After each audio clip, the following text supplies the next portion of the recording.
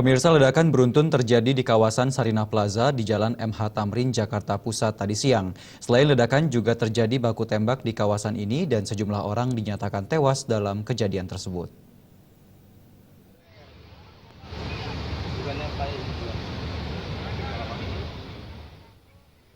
Inilah suasana pasca ledakan terjadi di kawasan Sarinah Plaza di Jalan MH Tamrin, Jakarta Pusat, Kamis siang. Terlihat kepulan asap membumbung tinggi di kawasan yang menjadi salah satu kawasan tersibuk di pusat Jakarta ini. Warga di sekitar kawasan juga terlihat keluar untuk melihat perkembangan yang terjadi.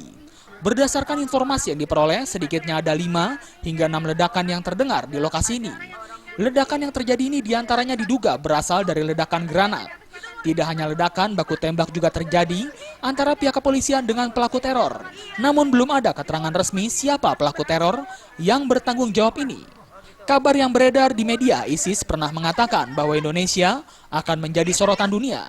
Jumlah pelaku teror masih simpang siur saat aksi teror ini terjadi.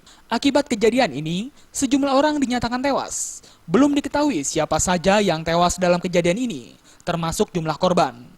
Situasi di sekitar Jalan MH Tamrin pun disterilkan dari aktivitas warga karena dikhawatirkan akan ada bom susulan.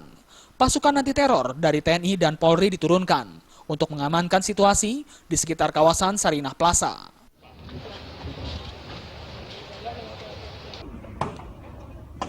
Itu polisi yang nembakin ya? Polisi itu. Dari Jakarta, Tim Liputan.